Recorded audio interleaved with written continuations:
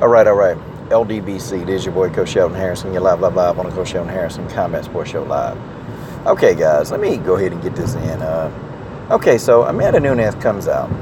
Okay, she comes out with a statement and she says, look, this is the reason why I'm not fighting Cyborg. Or I don't, first Amanda said that,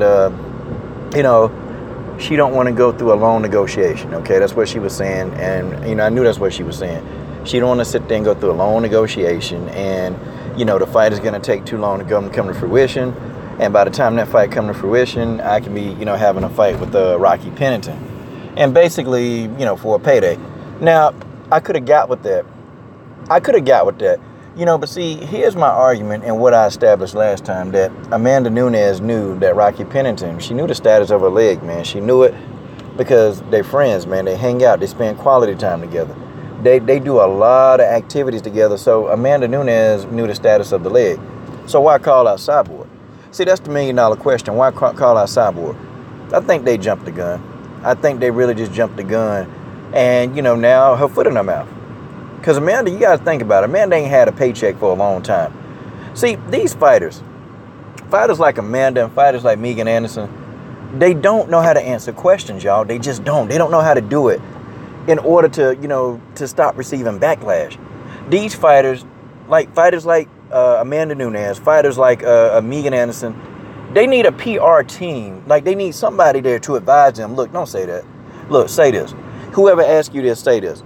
And Amanda Nunes needed more than anybody, because I'm just like, okay, so this girl pretty much done said that, oh, okay, well, yeah, I want to fight Cyborg. And now, she's saying, well, the fight going to take too long to come to fruition. Like, no, because you sounding scary. You sounding real, real scary, and it's sucker. And, people say, well, Coach, you just don't like Amanda. That's stupid. How do I not like Amanda? No, I'm calling it like I see it, okay? Just like you call it like you see it. It amazed me. Everybody, oh, man, you're just biased. Well, yeah, that's what I tell you. I'm biased. I tell you that I'm biased. What about me being biased don't you get? But I'm balanced, and I'm trying to keep this thing, and I'm calling this how I see it.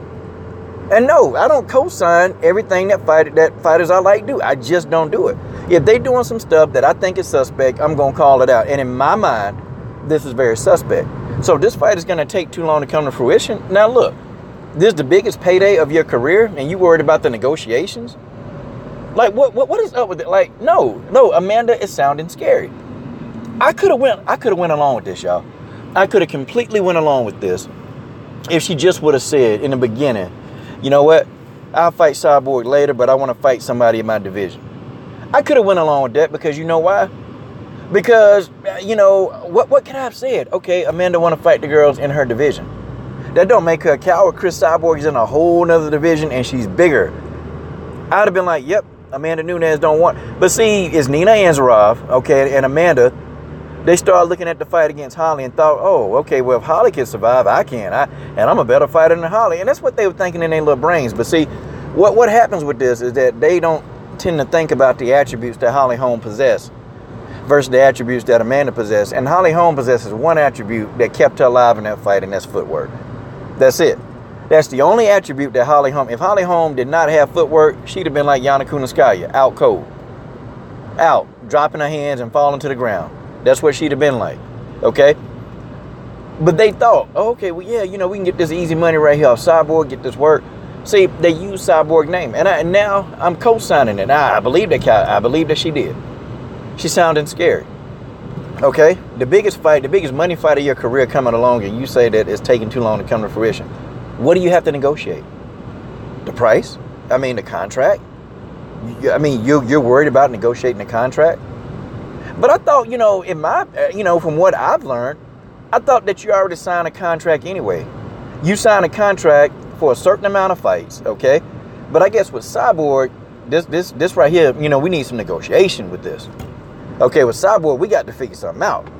Now, if it's Rocky Pennington, we ain't got to figure nothing out, okay? We just gonna go on in there and I'm ready. But Cris Cyborg, we got to figure something out here. We got to do something. See, that's the kind of nonsense that Amanda Nunes is talking about. I could have co-signed everything Amanda was saying. I could have co-signed it. I could have been like, yep, Amanda Nunes is right. She need to fight the girls in her weight division, and that's it. I co-signed Cris Cyborg when she said, hey, I don't want to fight Amanda. I want to fight somebody in my division. Okay, I co-signed that because, she's trying to build that division. But, you know, think about it. Think about it. And think about this logically. Because for all the people who say, well, you know, I just don't like Amanda, think about it logically, y'all. Okay, this girl, she the darn champion. They can't find nobody to fight this girl. Like, seriously, has a champion of any division since women's MMA's inception in the UFC, have they ever been this long without a payday, a fight? Think about it. Amanda Nunes ain't had no payday coming, man. Of course they called out Cris Cyborg. Of course they called it out. But your girl Rocky was like, well, you know, man, I think I'll be ready in time to fight you. You know, you ain't got to fight Cris. See, man, this stuff, I'm not falling for it, man. I'm not falling for it. I can't hear it. I'm not listening. No.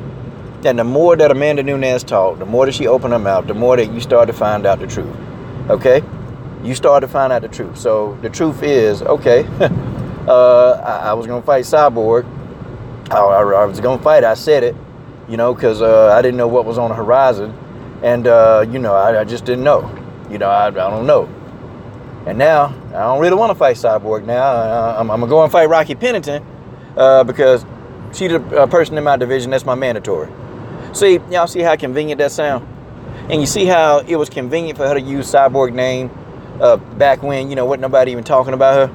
Y'all see how convenient that was? Real convenient. But the thing of it is, though, see, now, the problem that Amanda Nunes has, it's inevitable. First, she got to get through a tough Rocky Pennington, okay? She got to get through Rocky Pennington. And if she's victorious versus Rocky, she got Cris Cyborg problems. And this is the kind of problem that's not going to go away. Amanda Nunes, she got to see Cyborg. She going to have to come see Cyborg. That's just how it is. They got to see each other. Ain't nothing that Amanda can do to get out of this. It's a tick-tock, tick-tock, tick-tock, tick-tock. No more running. I'm done.